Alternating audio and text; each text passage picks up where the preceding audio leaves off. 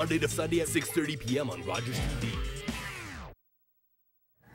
Hey everybody, welcome back to the show. We're so excited to have Lynn Duncan-Smith here. She's a yoga teacher with Hot Yoga Aurora. And today we're not doing yoga, Lynn, but we're actually talking about how the body works and how it all comes together when you are doing the practice of yoga. For you, when did you start your practice? With yoga, probably really after I came to where I practice as a massage therapist. Oh, okay. Because I rent space at a yoga studio, and it just made sense to start doing yoga there. And I guess the other part that I liked about it and why I started doing yoga and eventually became a teacher was as a massage therapist, you're trying to improve people's posture all the time, the health of their joints, the range of motion, strength, balancing things out. But you're only teaching, touching a little bit of a person all the time. You only see them once a week, once a month, whatever it happens to be. Whereas the yoga, of course, incorporates all of it. They're dealing with their entire posture all the time. And the whole point of yoga is to balance yourself, spiritually, emotionally, physically, the whole show. So this is perfect. And yoga is something you can do every day. You can do it constantly. When you're breathing properly, deeply throughout your body, you're doing yoga. When you're holding yourself with respect for yourself, you're doing yoga. I mean, yoga is a way of life as opposed to just an exercise system. It's a tendency we have in North America to think of yoga as a type of exercise, and of course, it's not. That's true. That's what I think. It's a class that you go to. But you're saying that there are things that we all do every day that are sort of considered part of yoga. You do it from a sort of a yogic point of view. It's the balance you're seeking. Yoga is just a way to approach that balance. You had talked about posture, because so much is made about posture in today's society. Actually, when you said posture, Jack sat up straight. I actually did. Every time I hear the word posture, it reminds you. It helps remind you. I mean, as someone who is not only a yoga teacher, but also a massage therapist, you must see firsthand the way that we're just destroying ourselves every day by doing this. Oh, you can tell people, I can tell if someone crosses their legs habitually. If their computer screen is slightly to the right and they're right-handed and they use a mouse, you can tell which muscles are bugging them.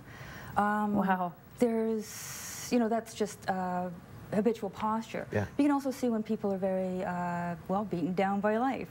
There's a certain posture that occurs there. So yes, absolutely, you see the way people hold themselves all the time. You can see how it's unbalanced, how it's tight at the front, stretched out at the back. Some people have an absolute shell on their back, so their shoulders, very protective kind of thing. Oh, interesting. So very, very emotional stuff. I think that's interesting that you can see that too. I mean, you just feel it. Yeah. And so you can look at anybody and sort of see what's troubling them or what's sort of holding them back? How does it work? You get a feel for it. Certainly, I'm not a psychologist by any means, but you do, if people hold things and hold things, you can treat them, and it just keeps going back. There can be a very emotional resistance in there, which, of course, as a massage therapist, like I say, occasionally treating people, I can tell them all I want about the exercise. They choose to do it or not. The yoga is nice that if they choose to really follow it as a path, you just build it into yourself. You build that acceptance of yourself, that non-judgment of yourself, so that you can actually hold yourself happily, proudly, wherever you are, and not worry about what other people are thinking. Let's talk about how everything's connected, and the idea that sort of you were talking about an emotion that's held on to starts to manifest on the body. As a massage therapist and a yoga teacher, how do you begin the phase of healing for someone who wants to get into the yoga life? Let's see. It always begins with breathing. Which actually logically leads us to the posture again. And Jeff, you did say I could use you a little bit. All right, go ahead. Sit comfortably, like sit like nobody's. Jackman You're the guinea pig. Okay, and Jackman can do it too. Sit like nobody's watching you. Sit like you're watching TV. No one's watching me. Now take a breath. Let it in, let it out, and now draw yourself back up, square yourself up, so you're sitting on your sitting bones nice and evenly. Draw your belly button in, so you're not sort of sucking yourself into your spine, you're not trying to suck in your gut, you're just drawing your belly button to activate, your abs. Your core, Yeah, exactly. Because if you love yourself, you don't mind your belly hanging out a little. No, you don't really. Even using the back of your chair, so you don't need to be military style, but open your chest up. Thinking about how open your chest can be and drawing your shoulder blades onto your back, just let them rest on your back, so you're not there like your grandma's poking you between the shoulder blades or anything. And just think about the space between your hip bones and your armpits. So they're drawing up. Think about the back of your head drawing up a little, almost like there's a little springy thing coming out the top of your head. So you're not so much jutting your chin or tucking it in, you're just taller where you are. You mentioned... Take a breath. Do you breathe down deeper? You mentioned a lot of people have the tendency to cross their legs. Yeah, it's What does comfortable. that mean? Because I don't like sitting here like this. I always sit on my left foot. I really want to cross I'm my wearing legs. shoes, so I can't do it now. Is that a habit? And it's obviously not good for your posture. It helps to round out your back a little bit sometimes. Oh, really? Well, sometimes Okay. if you need a little bit of a stretch. Okay. It's just you can't stay like Are you that. adjusting the leg there? Yeah. Okay. You can't stay like that all the time. You can't sit at your desk typing with your legs Not crossed? all day That's long. what I do. Switch them back and forth. Okay. Start someplace. Okay, so breathing, very important. Most people don't breathe shallow or deep enough. They're shallow. Everyone should take 5 good, deep cleansing breaths a day, If you can pull that one off, sure. right? Oh, yeah. Yeah. What is considered a cleansing breath? Just one inhale or sort of a series?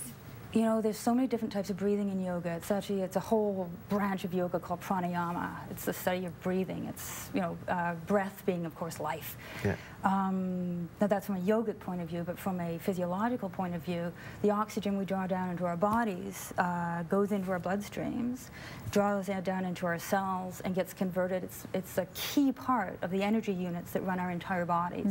So that means everything in our system, like every single system we have, needs that huge amount of oxygen to go into your body in order to make those systems work. So that's why the breathing is so important. Beautiful. Thank you so much, Lynn. It's No trouble. fascinating finding out, you know, Yes. what really goes into it. It's quite complex. The website is hotyogaAurora.com if you'd like to start your practice. We'll be right back.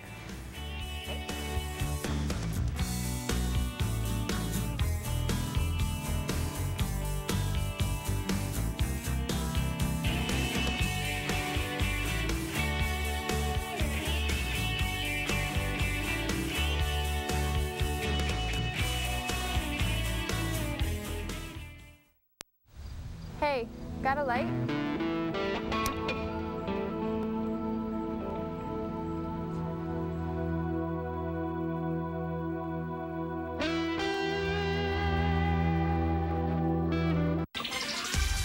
Today on Education Minute, we'll be discussing cafeterias in York Region Public Secondary Schools. Schools have cafeterias basically to provide students with balanced meals, snacks, to help them get through the school day.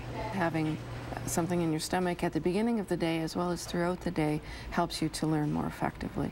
High school cafeterias are held to a high standard of quality food, portion sizes, and reasonable pricing. They are also subject to regular inspections.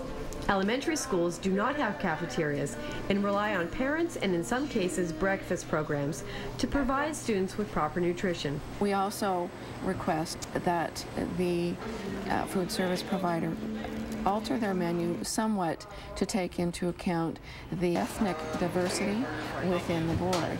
For more information on our cafeterias, log on to the board website.